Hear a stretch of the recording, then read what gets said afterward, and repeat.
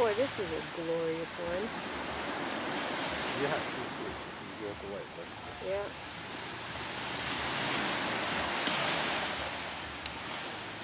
Falling in love and dedicating our life to this passion is the heart of family. As we fall deeper and deeper, we choose monogamy, forsaking all others. About the same time, we first tell our partner, I love you. Two become one family. The passion of family is profoundly revealed to us when we choose someone to be the love of our life.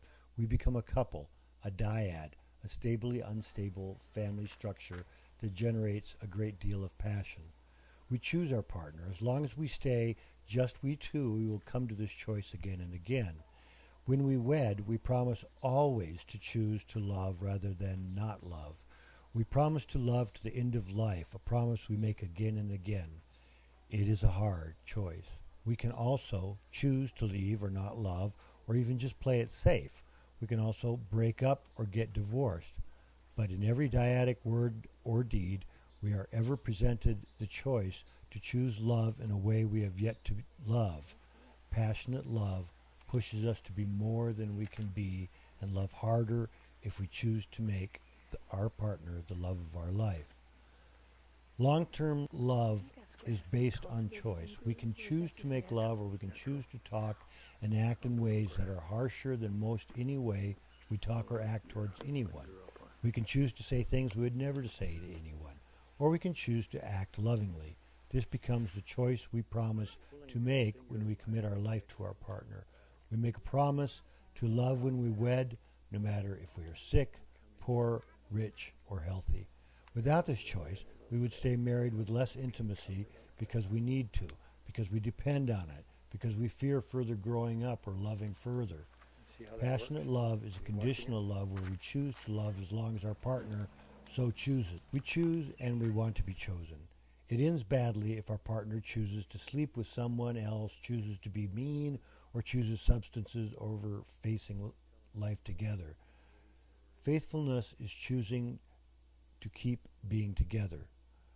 Our choice to love always seems easy at first, delightfully easy during the dreamy days of courtship.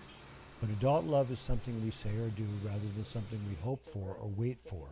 Love is something we give rather than something we demand, need, or get. Adult love is all about the way we create who we are and how we are family.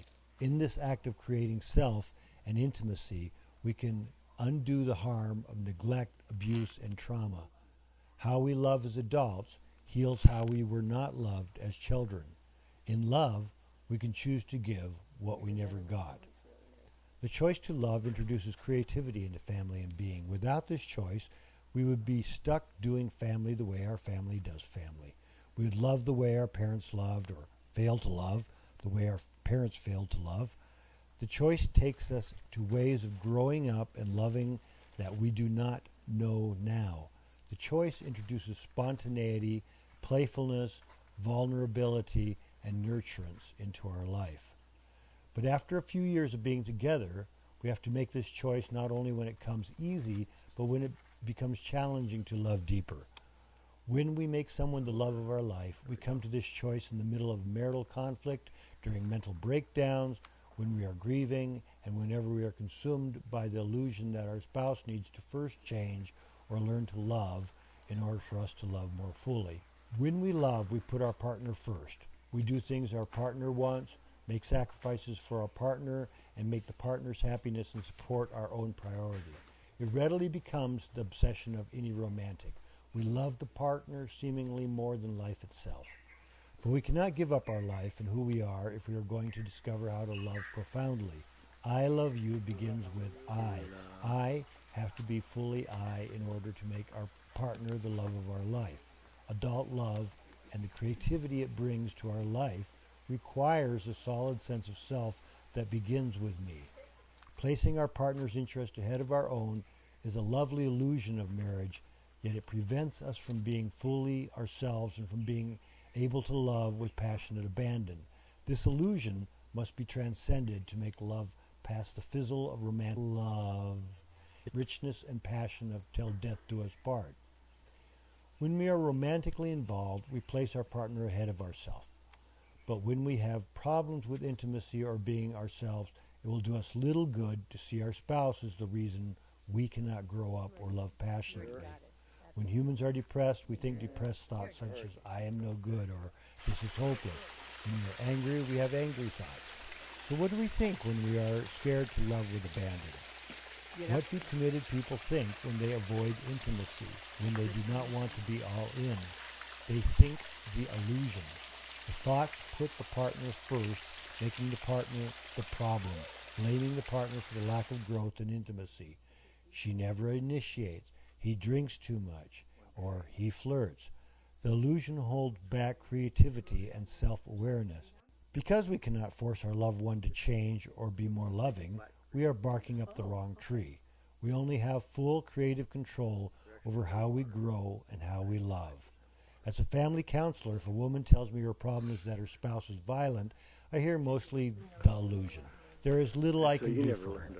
But once she sets aside the illusion, she will discover her real love problem. I do not want to be married to a partner who gets angry violently, or it breaks my heart when my spouse attempts to control me. Thinking things through, we set aside the illusion to gain creative control over how we love and who we are. It is a matter of ownership. We own how we love and who we are, then we are not owned by our partner nor our marriage. We are free to create love the way we desire to love while we create ourselves. How do we create better intimacy and better sense of self? We dispel the illusion and find that we have to do or say something. But what? Family systems theory calls this the act of differentiation.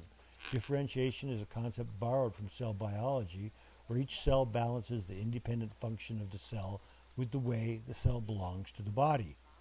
So the creative act brings into balance our own separate identity and how we want to belong. We balance self with other. To achieve this balance, we first have some emotional work to do. Family bonds are made of emotion. Creative control of this process requires skilled use of emotion. Generally, any emotion can be regulated personally or interpersonally. We can do the emotional work ourselves, or we can try and get somebody to do it for us. When we come to a closed door, we can open it, or we can knock and hope someone will open it. In long-term intimate relationships, we rely more and more on personal emotional regulation. We do it ourselves. Also, as we mature, we rely more and more on personal ways of regulating hurt and frustration. We no longer always have mommy around to kiss our boo-boo. We learn to accept interpersonal emotion regulation as a gift rather than something we can demand. Only those who cannot set aside the illusion continue to depend on their spouse to regulate upset, hurt, anger, jealousy, or other challenging emotions. No pain, no gain. The emotional work begins by taking the hit. It can be painful accepting how we personally feel rather than wishing our spouse would grow up and be more loving. But by accepting all emotions, we turn pain into tolerable suffering. Accept it. We can accept we feel lonely, heartbroken, frustrated, depressed, bereaved, or angry, as well as we can accept we are pleased, loved, wanted, or overjoyed. Emotions are just emotions. The harsher ones often lead to harsh acts, but not if we maintain loving, creative control. So we begin by accepting our feelings. It can be a painful place to start this process, and that is why it's like taking a hit for the team. We need to know what emotion we are working with to bring our actions under our creative control. Tame it personally. So we have to regulate the emotion personally. If the emotion is too much, we will have to take a break for about 20 minutes, distracting our feelings by cleaning house, going for a walk, or doing kind things for another. When we distract ourselves, we are still accepting how we feel. We just want to get to a place where we can then act on the emotion lovingly. We can act more loving when we get it down to a dull roar. Soothe. We have to get good at self-soothing. Self-soothing activities are any acts that please the five senses. A hot shower, loud music, soft music, cookies, a walk in the woods. It seems that our partner should soothe us, yet it is less likely if we are feeling this feeling as a result of being committed. freer to love. Oftentimes, partners have to see a counselor to complete work through past trauma, meanness, depression, anxiety, or physical and sexual abuse and neglect. Once this emotional work is done, they will be freer to love. The cool thing about making someone the love of your life, this time you confront your emotional torment, the outcome will be loving. Anger, anxiety, depression, and loss all lose their stranglehold on our soul as we learn to love from our authentic self. Yeah. The leading cause of divorce is marriage. We would not be taking the hit of growing pain if we weren't committed. We would not have to do all this emotional work if we simply stopped being married or switched partners. Many people cannot accept this challenge, prefer to move from romantic love to a new romantic love rather than learn how to be passionately involved. Still others at the end of romantic love mumble something about the honeymoon being over and sink into a loveless marriage or a dutiful marriage like sinking into a sea of oatmeal. They miss the best process of marriage, the passionate marriage, the marital art of becoming a long-time companion, the marital art of making someone the love of your life. Passionate engagement requires intense emotional engagement, so it must be loving. We can choose to transfer most any emotion via the marital bond, but most emotions are simply not loving. The better we are at accepting our emotions, self-soothing, and personally regulating the emotion, the better we are at being very loving and passionately involved. If our emotions do not dictate how we act, like a knee-jerk response, we can better choose how we love and who we become. We use our judgment to become more mindful of emotion. We use our mind for creativity to decide what and how to share with our partner. When we use our minds in the personal domain, we ask ourselves, is what I'm about to do or say come from the best in me? When we are asserting our separateness, we want to be sure it is solid self, authentic self. Using our mind in the interpersonal domain, we ask, is what we do or say done or said with an open heart? Or is my heart open to my partner? All longtime companions have moments when hearts are slammed shut, when all we think about is calling it quits. But we do not get divorced each time. After a big row, we soften our hearts and say something that shows the partner we would like to keep on loving. Sometimes it's the morning after or a few days later. Then we revisit the disagreement with the partner, but this time with more gentleness, kindness, respect, and an open heart. This is how you have a disagreement with an open heart. Fight like you want to stay together. Fight like you cherish your partner.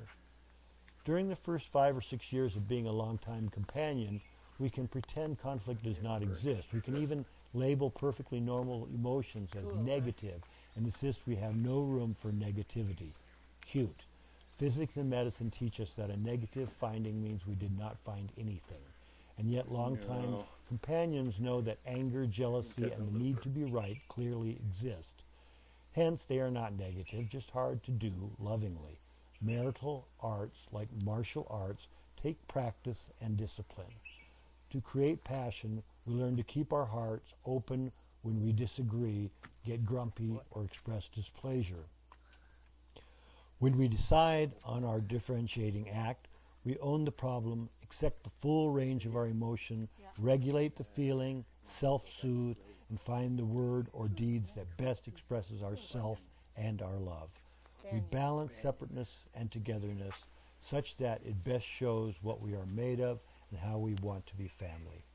Why is this family process of making someone the love of your life different than romantic love?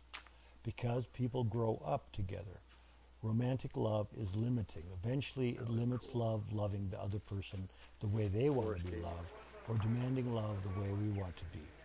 Reciprocity, giving to get, compromise, and the rule about mutual support restrict this extremely passionate and creative family process of making love through everything we do. To do this, we are going to have a solid sense of self, or we become codependent or a doormat. We promised to have and to hold, and this is the most loving way to deliver on what we promised. If a man complains that his wife never initiates sex, it is painfully clear he has yet to figure this one out. He only counts one thing, and that may not be very intimate. There are multiple initiations he is missing, and he has no clue how to make love all the time, except when we have the choice to engage in that religious mystery of playfulness we all call sexual intercourse, where time and place fall away and we are both done initiating. Long-time companions are less concerned with one particular way they must be loved, and a whole lot more concerned about how they can always love forever in all the small stuff. Most conflict between longtime companions is not going to result in agreement. Researchers tell us that 70% of all marital conflict is not resolvable. So in these matters, a couple will disagree at the beginning and also at the end. It is not a good predictor of how long the marriage will stay together. A better predictor is how the couple engages in disagreements, whether they belittle, express contempt, threaten, make ultimatums, and stonewall. When someone is the love of your life, you disagree as if you will want to be married at the end of the disagreement. Loving couples are quick to repair intimacy even during the fight. More often than not, they disagree to share their own views and what matters. Rarely do loving couples fight to win. They fight to create more understanding and more intimacy shared. This is not to say that we need to love conflict. Most longtime companions hate it. It drives us mad. It makes us work on our marriage for a few days in a row. If we learn during romantic love that we cannot be mean, then no rage or anxiety or grief or heartbreak will lead to meanness now. It will only lead to deeper connection and understanding and respect, but probably not in the heat of the moment, probably after an apology, a repair attempt, or when we revisit the disagreement, when we have our own emotions better regulated and effectively expressed. Few people come to me for marital counseling for the 30% they agree on. It's the 70% that makes them come to counseling. Most couples come to learn where is the love in this 70% of irreconcilable conflict. Most of us avoid conflict as it leads to aggression. Longtime companions take a deep breath, but know that since the solid self will never tolerate meanness, and that this is just going to be a challenge to love harder and to grow up.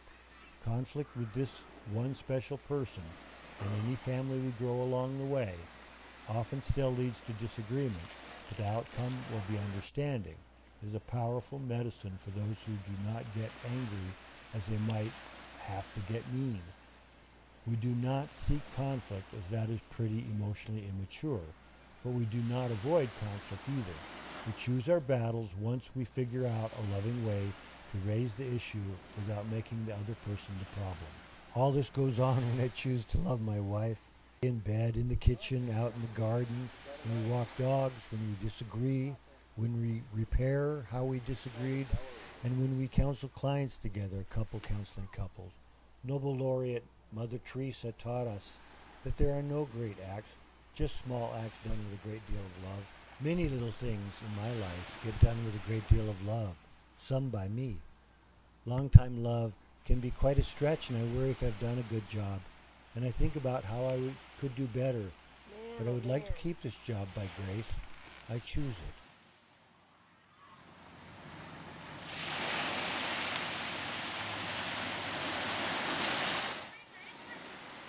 Well, I said to him when he signed up his name, I'm sure our friend Clay signed up already, right? He indicated that you had, but Well, because we left so early. yeah. I had. But I can go tell him just to make sure. No, you don't get any. Screw You you. don't get any. You can have some Tofu. Stinky tofu. corn. Bat. Fruit bat. Corn mutton. You can have some corn mutton. mutton. You got a couple cans of corn mutton in the back we can heat up for you.